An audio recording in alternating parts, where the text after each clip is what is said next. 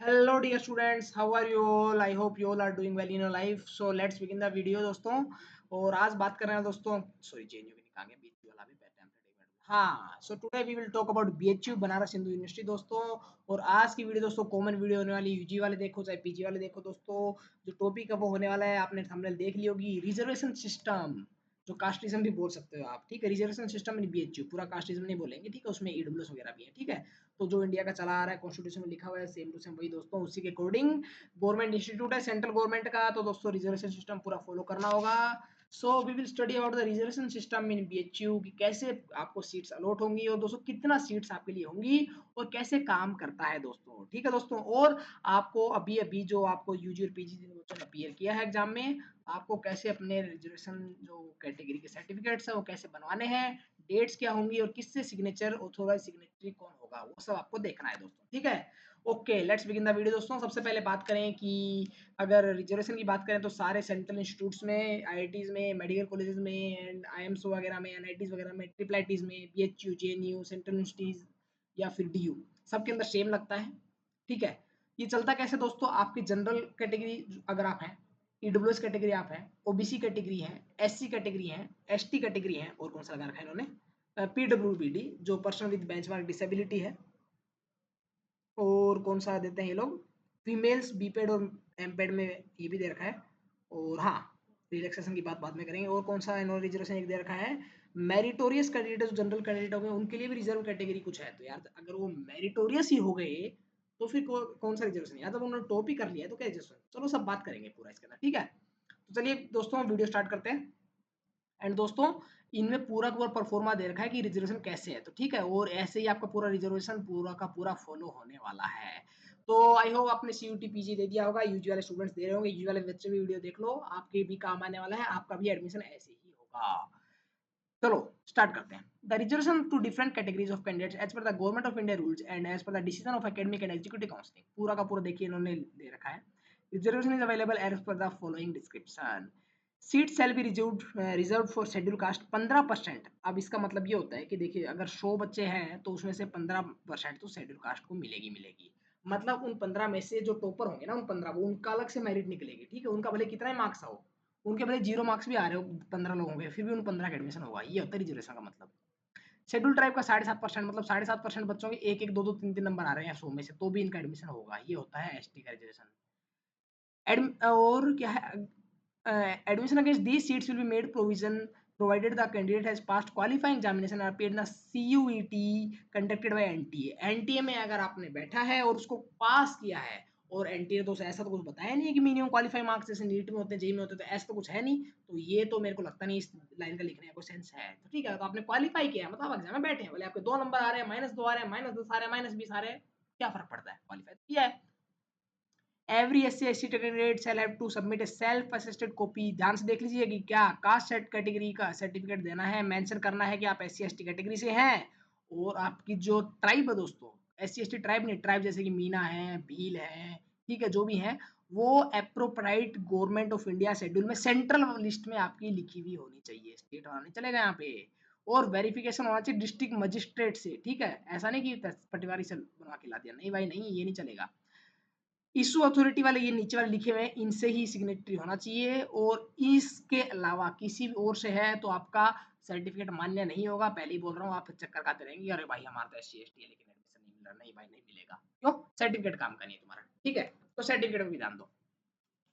DM हो सकता है, एडीएम हो सकता है, कलेक्टर हो सकता है, डेप्यूटी कमिश्नर हो सकता है, एडिशनल डेप्यूटी कमिश्नर हो सकता है, डेप्यूटी कलेक्टर, सब लिखा हुआ है यार, ध्यान से देख लो। ठीक है, ये हो सकता है।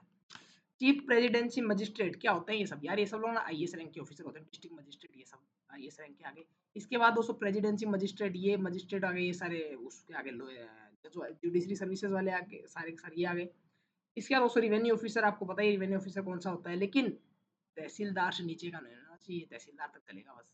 ठीक है, सब डिविजनल ऑफिसर दोस्तों है, फिर आप इसको सब डिविजनल मजिस्ट्रेट एसडीएम भी बोल सकते हैं, उसका भी सिग्नेचर कर सकता है, या कर सकता है ना, करवा सकता है, जहाँ पे मतलब फैमिली रहती है वहीं का होना चाहिए। Administrator secretary to the administrator development officer, ये लक्षद्वीप आइलैंड वाला में चलते हैं। ठीक है, ये वाले कास्ट कैटेगरी वाले में क्या क्या लिखा होना चाहिए, एसटी एसटी वाले, एसटी एससी वाले ध्यान से सुन लो, उसका नाम, किसका, कास्ट का, ट्राइब का, क्या वो ST/SC से बिलोंग करता है?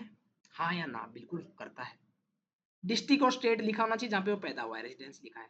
The appropriate government of India schedule, एक शेड्यूल लिखा आता है कि इतना नंबर, मतलब जो धारा जिसको बोलते हैं, जो भी यार जो शेड्यूल कॉन्स्टिट्यूशन में लिखा हुआ है, आर्टिकल वगैरह जो भी तुमको प्रोवाइड करता है, वो पूरा पूरा अप्रूव लिखा हुआ। अगर दोस्तों ST/ST का कैंडिडेट किसी और कैटेगरी में एडमिशन लेना चाहे, अगर वो PWD कोटा से एडमिशन ले रहा है, समझ सकते हो, मतलब कोई SC/ST का कैंडिडेट तो है, लेकिन उसका कोई बाई चांस की वो दिव्यांग कैंडिडेट है, मान लो स्पेशली एबल्ड है, उसके हाथ में कोई फ्रैक्चर है, पाँव में कोई फ्रैक्चर है, मतलब जो भी यार इनकी कंडीशन होती है, विजन है लॉस है या फिर हियरिंग लॉस है, ठीक है, तो उसमें अगर एडमिशन लेना चाहे तो उसका अलग से लोन नॉर्म्स है। एम्प्लॉय वार्ड वगैरह में है तो वो मिनिमम एलिजिबिलिटी रिक्वायरमेंट होना चाहिए उस कैटेगरी में जिसके लिए वो ले रहा है। मतलब ST में अगर आपको सीट नहीं मिल रही तो आप इन कोटा में जाके भी ले सकते हैं, लेकिन अगर आप जेन्युइन कैंडिडेट है तो, ऐसा नहीं कि घुस जा रहे हैं। OBC में क्या है, OBC वालों भाई तुमका तो फालतू का रिजर्वेशन है, ठीक है, कुछ नहीं है, सारी भीड़ तुमने बना रखी है, ना इज्जत मिलती है, और रिजर्वेशन के नाम पे तुमको ऐसे ही कर रखा है। 2 नंबर कम मिलेंगे जनरल से ज्यादा बस। 27% रिजर्वेशन दे रखा है नाम का तो, लेकिन दोस्तों इसमें अगर आप क्रीमी लेयर में आते हैं, क्रीमी लेयर और नॉन क्रीमी लेयर क्या होता है दोस्तों, आपको क्लियर ही कर देता हूँ। क्रीमी लेयर दोस्तों होता है कि क्रीमी लेयर अगर आपकी फैमिली की इनकम दोस्तों 8 लाख से ज्यादा है तो आप क्रीमी लेयर में आएंगे, मतलब आप क्रीम है ऊपर वाली, मतलब आप अमीर लोगों में आ गए, तो आपका रिजर्वेशन नहीं होगा, तो अब आपको EWS में भी कंसीडर नहीं होगा, अब आप जनरल के बराबर आएंगे, आपको 1 नंबर का भी रिजर्वेशन नहीं मिलेगा जनरल से एक्स्ट्रा, तो आप जनरल है अगर आप क्रीमी लेयर में आ रहे हैं तो।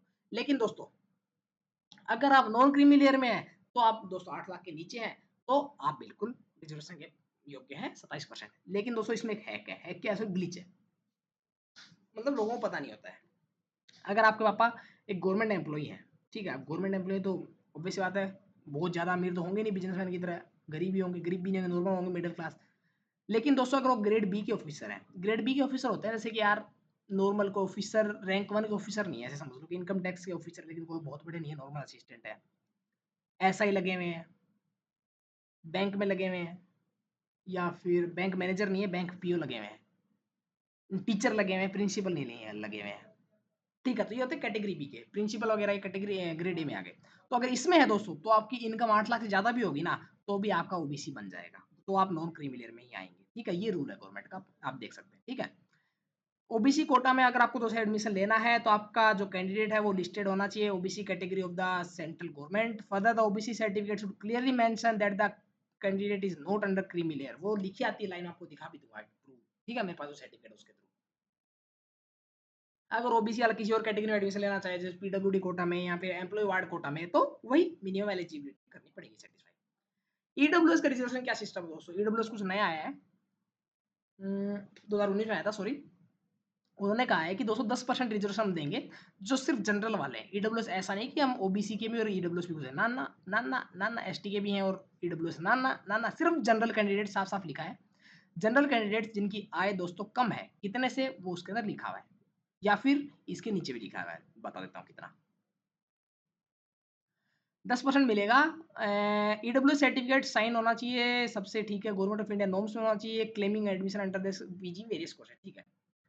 The person who are not covered under the scheme of reservation, जो इन तीनों के अंदर SC ST और OBC में अगर आपको रिजर्वेशन नहीं मिल रहा है, लेकिन has gross annual income below, लेकिन आपकी 8 लाख के नीचे इनकम है दोस्तों, मतलब इन तीनों में नहीं आता है, लेकिन आप इन तीनों में नहीं, जनरल ही हो गया, सीधी सी बात है यार, ठीक है, मतलब जनरल में है और आपकी इनकम 8 लाख रुपए से कम है, देखिए दोस्तों इस साल की 8 लाख रुपए, मतलब आप नॉन क्रीमिलियर वाला सेम लगा दिया भाई, 8 लाख से कम है दोस्तों, तो आप EWS माने जाएंगे। Income shall also include income from all source, ऐसा नहीं पापा की सबकी मिला के 8 लाख से कम होनी चाहिए भाई, ऐसा थोड़ा ना है। सैलरी, एग्रीकल्चर, बिजनेस, प्रोफेशन सबकी, फाइनेंशियल ईयर में prior to the year of application, मतलब 2025 में एडमिशन ले रहे हो तो 2024-25 की आपकी एप्लीकेशन लगेगी, फॉर्म 16 लगेगा, फिर ITR की कॉपी लगेगी। Also, persons whose family owns ship process any of the following assets shall be excluded from being identified as EWS, irrespective of the family income. अगर दोस्तों इसका मतलब साफ साफ ये है, अगर आपके पास 5 एकड़ की एग्रीकल्चर लैंड है मिनिमम या उससे ज्यादा है, 5 एकड़ मतलब जैसे कि बीघा में अगर आप देखो, किला चलता है हरियाणा साइड, राजस्थान में बीघा चलता है मेनली, तो बीघा में अगर आप देखोगे तो मतलब 1.6 बीघा के आसपास आता है, मतलब 1 एकड़ में 1.6 बीघा होता है, ठीक है। तो 5 एकड़ में कितना होगा, 5 6 7 7.5 7.5 7.5 8 बीघा के आसपास हो गया, ठीक है। अगर आपकी जमीन उससे ज्यादा है तो आप EWS में नहीं आएंगे, और रेजिडेंशियल फ्लैट आपका 1000 स्क्वायर फीट या फिर उससे ज्यादा का है तो आप EWS में नहीं आएंगे। रेजिडेंशियल प्लॉट, अगर आपका प्लॉट है, फ्लैट नहीं प्लॉट, 100 स्क्वायर यार्ड या फिर उससे ज़्यादा है, म्युनिसिपल डिपार्टमेंट ने नोटिफाई कर रखा है, तो आप ईडब्ल्यूएस में नहीं आएँगे। अब एक बात ध्यान से देखिए दोस्तों, ये ऐसा नहीं कि चारों कंडीशन सेटिस्फाई होने चाहिए, नहीं बाबा कि हमारा चारों नहीं है, एक फ्लैट है और एक ज़मीन है लेकिन ये प्लॉट नहीं है खाली, तो हम ईडब्ल्यूएस में आ जाएँगे, नहीं। एनी ऑफ द फॉलोइंग लिखा है, एक भी हो गया ना तो भी आप बाहर, कोई रिजर्वेशन नहीं। Residential plot of 200 square yard होना चाहिए और अब वो अगर आपके पास है तो आप ईडब्ल्यूएस में नहीं आएंगे। तो इन चारों कंडीशन अगर आपकी है तो ईडब्ल्यूएस में बाहर कर दी जाएंगे। ठीक है, ठीक है यार, क्यों गरीबों का पैसा खाना फालतू में। पर्सन विद, और अगर आप ईडब्ल्यूएस से बाहर हो रहे हैं, जनरल में ही आ रहे हैं, वो जाता खुद के दम पे कुछ कर लो, मतलब तुम्हारे पैसा अच्छा खासा बिजनेस कर लो, क्यों फालतू में पढ़ाई वढ़ाई करनी तुमको। Person with benchmark disability minimum 40% होनी चाहिए। देखिए क्या क्या 5% रिजर्वेशन है पर्सन विद बेंचमार्क डिसेबिलिटी। अब यार कुछ लोगों को रिजर्वेशन समझ नहीं आता है, वो बोलते हैं कि यार ओबीसी का रिजर्वेशन 27% और पीडब्ल्यूडी का 5%। तो यार ये तो गवर्नमेंट अन्याय कर रही है, इनको क्या गरीबों पे दया नहीं आती है? ये जो अपने जो दिव्यांग लोग हैं, अरे भाई पॉपुलेशन को देख के दिया जाता है रिजर्वेशन। ठीक है, पहली बात तो ओबीसी की पॉपुलेशन देखो और फिर देखो कि पीडब्ल्यूडी की पॉपुलेशन देखो, एस टी एस सी की पॉपुलेशन देखो, तो उनके अकॉर्डिंग ना तुम्हें 7.5 और 15 भी ज़्यादा ही लगेगा। समझे बात। ब्लाइंडनेस और लो विजन है, ब्लाइंडनेस 1% प्लस, प्लस भी है भाई। डेफ और हियर हार्ड ऑफ हियरिंग 1% ये। और लोकोमोटर डिसेबिलिटी है, सेरिबुलरी या बीमारियां बहुत सारी, देख लेना डॉक्टर में सब बता देगा। पीडब्ल्यू ओ भाई ध्यान से, फर्जी सर्टिफिकेट वाले अवेयर हो जाओ। पीडब्ल्यूडी कैंडिडेट है वो काउंसलिंग के लिए बुलाया जाएगा प्रोविजनल एडमिशन के टाइम पे। और मेडिकल बोर्ड होता है बीएचयू का, आईएमएस बीएचयू चल रहा है भाई, किसी से पूछ के देखना जो नीट की तैयारी कर रहा है, कर रही है तुम्हारे दोस्त या फिर कोई सखी नेबर वगैरह में भी। तो पूछना कि भाई बीएचयू आईएमएस बीएचयू कितना बड़ा इंस्टीट्यूट है, मेडिकल कॉलेज है पूरी की पूरी, ठीक है, वहाँ पे दोस्तों आपका एग्जामिन होगा, वहाँ पे रेफर किया जाएगा। तो उनका जो डिसीजन होगा ना, भले ही आप किसी झोला छाप डॉक्टर से बनवा लो या फिर अपने मामा चाचा ताऊ से बना लो किसी डॉक्टर से एमबीबीएस वाले से, लेकिन बोर्ड ने जो डिसीजन कर दिया, बोर्ड ने कहा कि नहीं आप बहरे नहीं है, भले आपको ना सुनता हो पर बोर्ड ने कहा आप बहरे नहीं है, आपको रजिस्ट्रेशन नहीं मिलेगा तो नहीं मिलेगा। Wherever the number of seats is small, जहाँ सीट कम होगी, the university will have right to combine some of the groups to calculate the number of seats for reserve categories। बिल्कुल, अगर आपको सीट वहाँ सीट कम पड़ेगी तो यूनिवर्सिटी वापस बैठेगी कि यार ओबीसी में कम पड़ गई, एसटी में कम पड़ गई, पीडब्ल्यूडी में कम पड़ गई, फिर वो वापस बैठेंगे कि चलो अब किस में बराबर बराबर सीट्स बांटी जाए। ठीक है, ऐसे होता है रिजर्वेशन।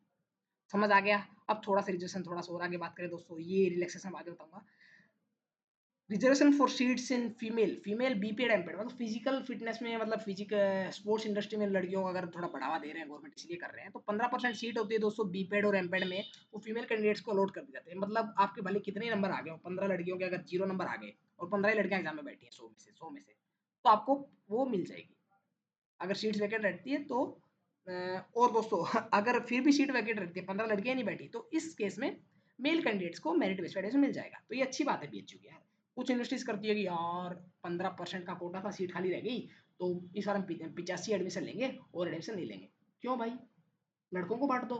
तो ये अच्छा कर रहे हैं ना, तो ये होता है। बहुत सारे इंस्टीट्यूट करते हैं, मेरी खुद की सेंट्रल यूनिवर्सिटी करती थी कि एसटी की है ना 4 सीट थी, तो इस 4 में से 2 में एडमिशन हुए, तो बाकी 2 थे उसको जनरल में कन्वर्ट नहीं करते, जनरल ओबीसी में खाली रहती थी पूरी साल। तो वो गलत है, कर देना चाहिए, लास्ट में कन्वर्ट कर देना चाहिए। तो वो धीरे धीरे हर कोई कर रहे हैं।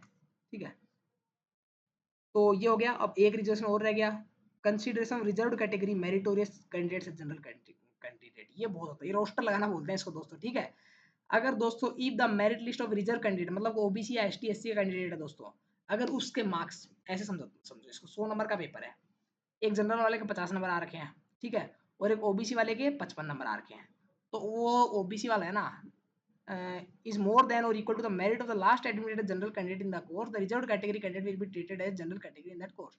merit of reserved category candidate is more than that or equal to the last merit। Okay समझ गया, मतलब लास्ट नंबर पे जनरल वाला 50 नंबर पे एडमिट हुआ है, लेकिन ओबीसी वाले को 52 नंबर है, तो भाई वो 52 नंबर, समझ मेरी बात, 100 में से 50 नंबर पे जनरल, मतलब जनरल के मान लो 50 बच्चे एडमिट हुए हैं, ठीक है, रिजर्वेशन के हटा के 50, जनरल का कोई रिजर्वेशन नहीं होता है, जनरल के 50 बच्चे लिए हैं, और जो जनरल का 50वां बच्चा है ना उसके 50 नंबर है, लेकिन एक ओबीसी वाला है उसके नंबर दोस्तों कितने हैं, उसके नंबर 52 है। तो मेरी बात ध्यान से सुनो, वो 27% वाली सीट नहीं खाएगा, वो 52 में से वो पहले जाएगा, वो ऐसे तो जनरल की सीट खा ही रहा है, वो ओबीसी या एसटी एससी वाला 52 लेके नंबर 48 पे जाएगा और 50 से ऊपर बैठेगा, और जो लास्ट कैंडिडेट है ना ओबीसी बाकी जनरल का, उसको बाहर करेगा। मेरी बात समझ आई या नहीं आई। तो अगर उसके लास्ट जनरल कैंडिडेट है उससे ज्यादा मार्क्स आ रहे हैं, तो वो दोस्तों क्या होगा, वो आपको जनरल से ऊपर जाएगा।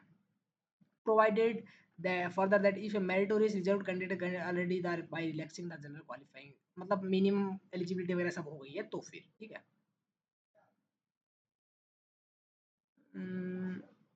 which you are not got remaining under the general he she admission concern vacancy समझ नहीं आया वापस पढ़ना पड़ेगा मेरे को भी यार ये तो काफी दिनों बाद पढ़ा मैंने को नया रूल आ रखा है तो चलिए provided further that if a meritorious reserved category candidate is admitted by relaxing the general qualifying standards minimum eligibility relax कर दिया है admitted to a higher preferred course अगर higher course which are not got by remaining under the general category then his admission shall be adjusted according to the concerned reserved category quota and the constituent vacancy created in the general category shall be filled by general अच्छा मान लीजिए दोस्तों कोई normal candidate है ठीक है वो meritorious reserve candidate है दोस्तों उसने जनरल को हटा के दोस्तों उसकी जगह सीट आ गया है तो और किसी हायर प्रीफर्ड कोर्स में चला गया मतलब उसको बीएससी में एडमिशन लेना था पर वो बीएससी ऑनर्स में उसने एडमिशन ले लिया ये इस रिजर्वेशन को ठीक है दोस्तों तो दोस्तों उसको जनरल कैटेगरी के थ्रू रिजर्वेशन मिला है ओबीसी कैंडिडेट उसको जनरल में रिजर्वेशन मिला है तो दोस्तों उसका एडमिशन है वो एडजस्ट किया जाएगा कि दूसरे रिजर्व कोटा मतलब जो उसके 27% वाले ओबीसी भाई थे ना उसके साथ रिजर्व किया जाएगा उसको और वहां पे उसके हटने से जो वैकेंसी क्रिएट होगी जनरल वाले में वो एक जनरल कैटेगरी के मेरिट के अकॉर्डिंग भरी जाएगी समझे मेरी बात ये भी मेरे को समझ आया आई होप मैंने तो हो सकता है मैंने कंफ्यूज कर दिया हूँ फिर से डाउट पूछ लेना है मैं पूरा समझ गया हूँ इसको ठीक है तो दोस्तों पूरा मैंने तुमको बीएचयू का रिजर्वेशन सिस्टम चिट्ठा खोल के रख दिया है दोस्तों थोड़ा बहुत अलग हो सकता है इसमें पर मेरे को लगता नहीं है सारे सेंट्रल गवर्नमेंट ये फॉलो करती है सारा का सारा आपको बता दिया है ओबीसी एससी एसटी और अंडरटेकिंग की जो भी फॉर्मेट है वो भी आपको बता दूंगा अगर आप कमेंट करेंगे मिलते हैं नेक्स्ट वीडियो में तब तक के लिए see you soon and good luck for future पढ़ते रहो भाई बीएचयू में एडमिशन चाहिए कि नहीं चाहिए